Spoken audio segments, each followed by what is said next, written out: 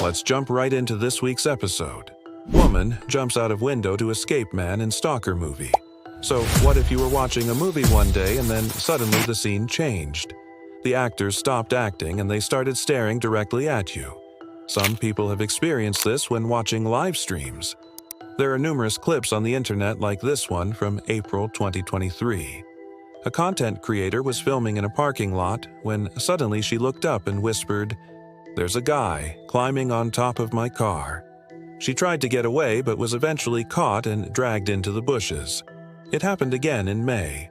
A different streamer was playing Valorant when a man appeared in her room and she ended up getting stabbed. Now imagine how terrified you would be if this person broke through the screen and entered your reality.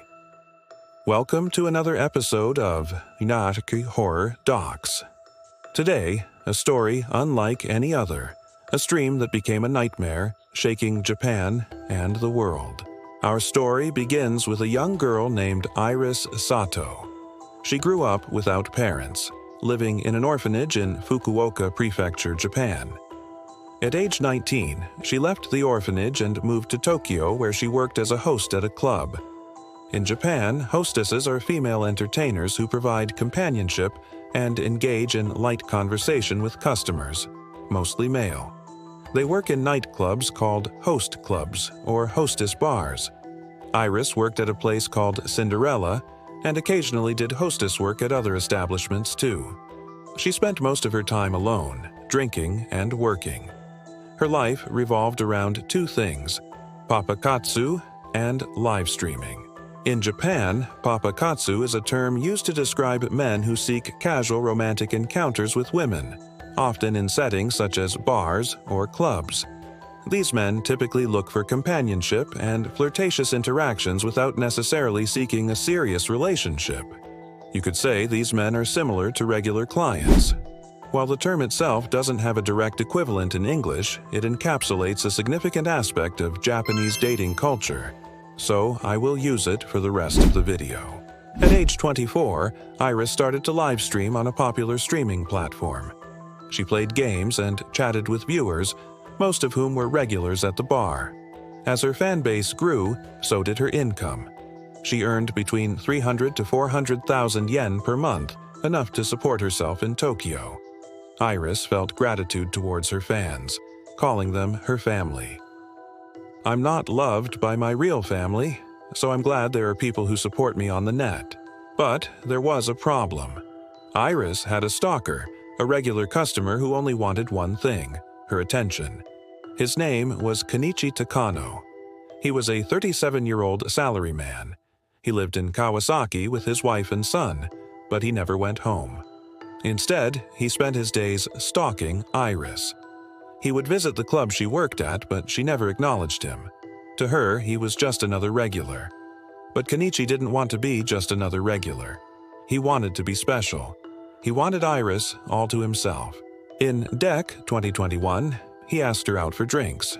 She agreed, but brought along a colleague as a translator since Kenichi didn't speak much English. Afterwards, they went to a karaoke room, but Kenichi got drunk and started making a scene. Iris felt uncomfortable, so she went to the bathroom and stayed there until closing time. When she came out, Kenichi was gone. Iris thought she had shaken him off, but he was waiting outside the club. He blocked her way and told her that he loved her and wanted to marry her. Iris turned and walked the opposite direction. Kenichi followed her all the way home. When she opened the door to her apartment, she saw him standing there. He had snuck inside and was hiding. Kenichi demanded that Iris break up with her boyfriend and date him instead. She refused and threw him out. The police were called, but no charges were pressed. This was just the beginning. Over the next few months, Kenichi continued to stalk Iris, showing up at her workplace, waiting outside her apartment, sending her messages, even breaking into her house when she wasn't home.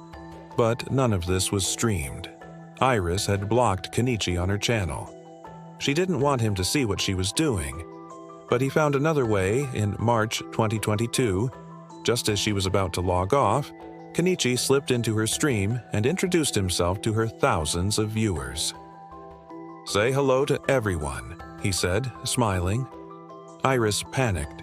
She quickly closed the stream and blocked Kenichi once again, but he was persistent. He kept finding ways into her stream. Sometimes he would sit quietly in the background while she was talking. Other times he would grab the mouse and move it across the screen. As Iris grew increasingly frustrated, her viewers grew more amused. They gave Kenichi virtual gifts and cheered him on. He basked in the attention. It made him feel important. Iris begged her viewers to stop supporting him. She told them that he was a stalker and a threat to her life. But they didn't listen. They kept giving him money. In fact, they gave him so much money that Kenichi became a millionaire in just a few weeks. He bought new clothes, shoes, a Rolex watch. He even bought a knife. The turning point came in late March. Iris was receiving death threats from Kenichi. He kept telling her that he was going to kill her and then himself. She was afraid, so she told her viewers that she was going to take a break from streaming. But Kenichi wasn't happy about this. He wanted to be part of her stream, even if it meant being behind bars. On March 29th, he broke into her apartment again and stole her mobile phone and bank card. Then he went to a hotel and withdrew 50,000 yen. With this money, he bought a train ticket to Fukuoka, Iris's hometown. He was going to confront her in person. On March 30th, Iris decided to go back to her family home in Fukuoka to hide. She didn't tell anyone where she was going, not even her viewers, but Kenichi somehow found out.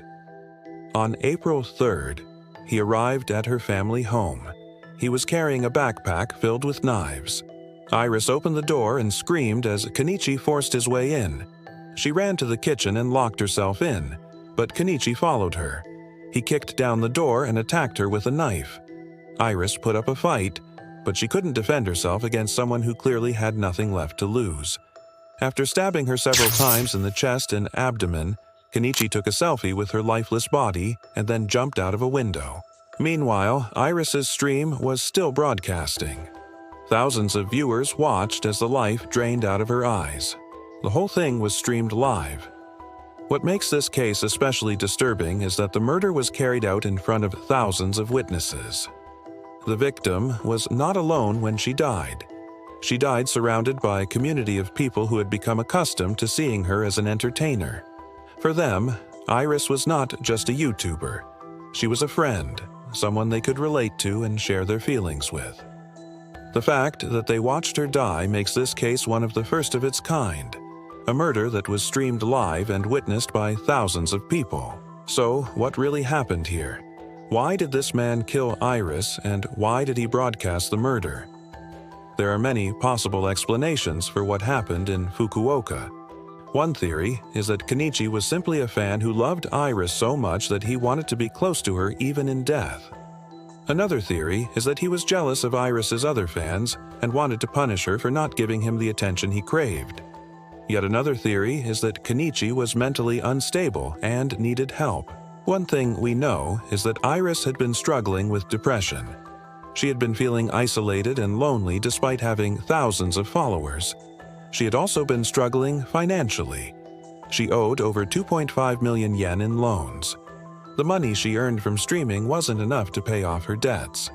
And because of this, she had to keep working. She had to keep streaming. Another thing we know is that Kenichi had been stalking Iris for months. He had been harassing her, threatening her, trying to control her. But Iris didn't take him seriously. She thought he was just another regular customer. She didn't realize that he was capable of murder. But why did he choose to stream the attack? This is where things get interesting. According to Dr. Hiroshi Amada, a professor of psychology at Tokyo University, Kenichi may have been trying to make Iris's death as emotionally impactful as possible.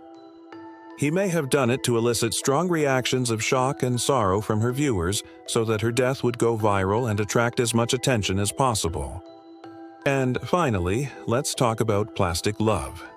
This is a term that refers to the casual and disposable nature of online relationships. Many people today have formed deep emotional attachments to online personalities and celebrities. These attachments can sometimes feel just as real as those formed in real life, yet they lack the depth and substance of genuine human connection. Plastic love thrives on social media platforms where users can curate their online personas and gain followers by displaying aspects of themselves that are often superficial or artificial. So, what do you think about live streaming's power to stoke viewers' emotions so intensely? Let us know in the comments below.